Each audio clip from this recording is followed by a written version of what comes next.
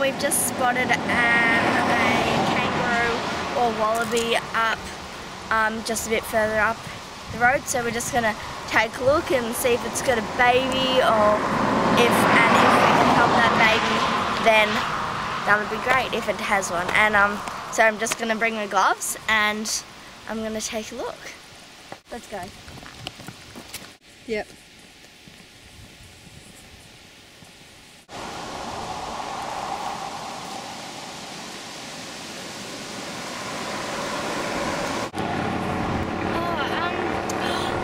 Joey!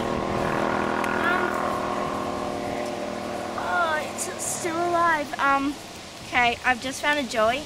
It's still alive, and it's a pinky. It hasn't opened its eyes yet, and it's got no skin on it yet. I mean, no hair on it yet. And hi again. Rue's got the joey next to me, and we're on the way home. Need about 45 mil. So I'm just gonna get it ready.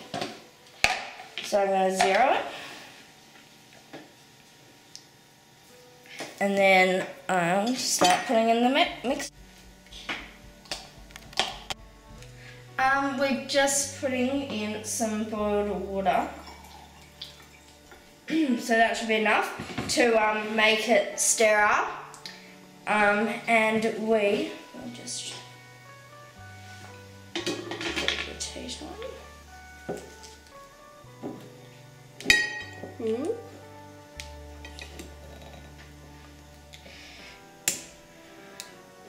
Okay, and it's now all ready to give to this little guy.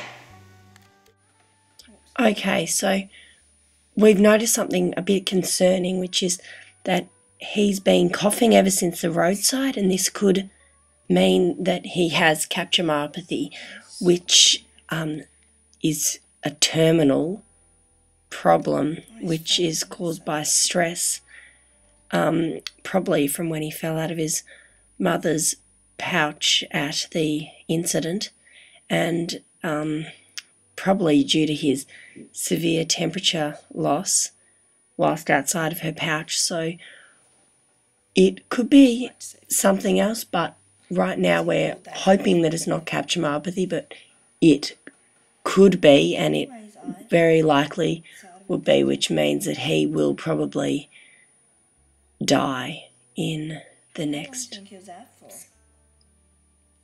day or two. So it's a bit sad and a bit scary, but it always we might be wrong, but there's just some symptoms that you're presenting, like, yeah.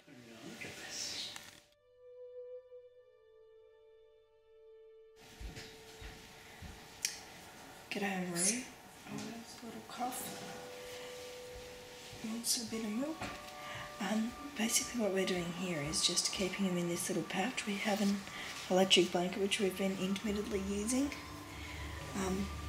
to warm him up a little bit, because he was very, very cold. We didn't find him inside the pouch. He's only a little pinky. His eyes haven't even opened yet.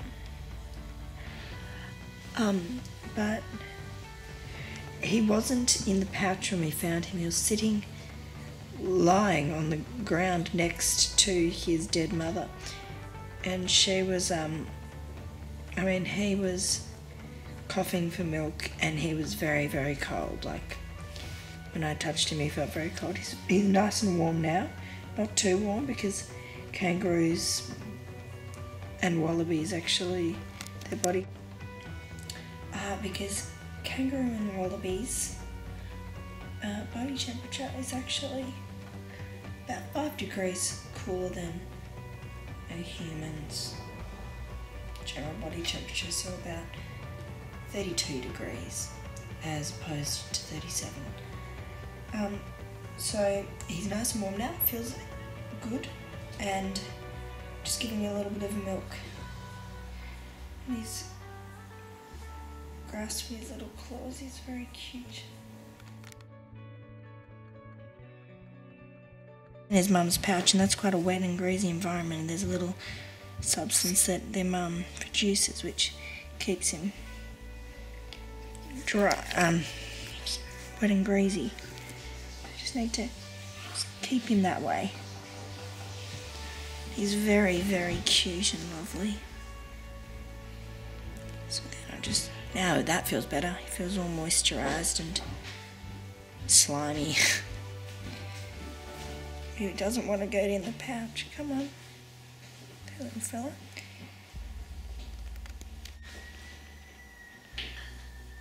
Look at that. That's the best he's sucked all the time we've had the little fella. Oops. Okay. As Bill Flowers says, when the joey starts to grasp your hand like this, it's really the start of the bond. And there's going to be a lot of fun involved with this little wallaby. He's pretty strong and tough, and he's really holding onto the teat now. And he's actually drinking a lot. Look how much he's drinking. So this is the hardest he's sucked for the whole time. So I'm feeling very hopeful with this one.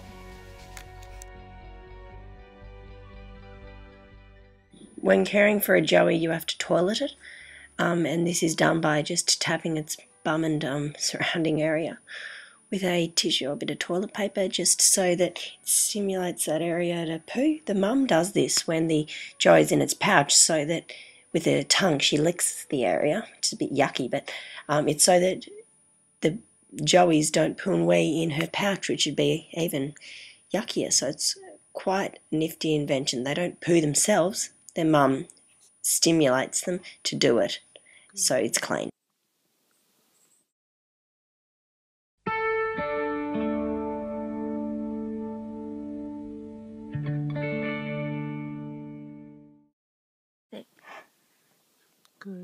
Shattered,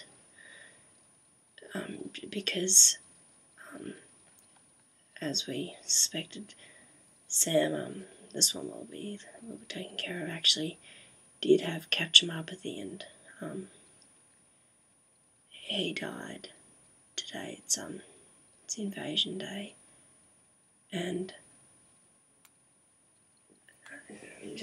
I'm absolutely shattered.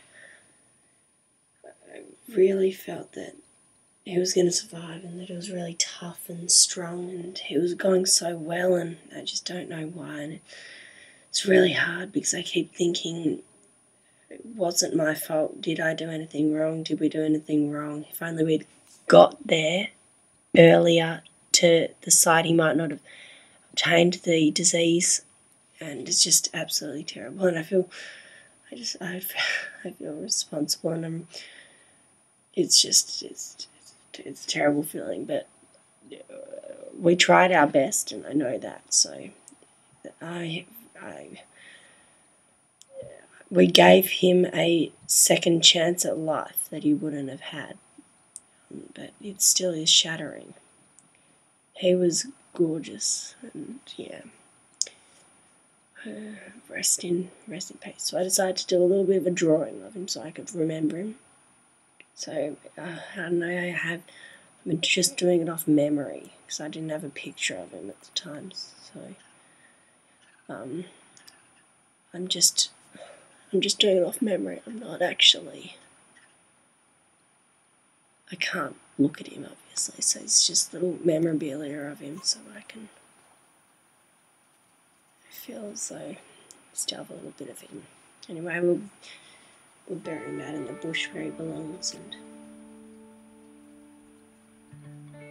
and he'll be resting with the ancestors. And he was a deadly little wallaby. He was a real good little fella. Hey,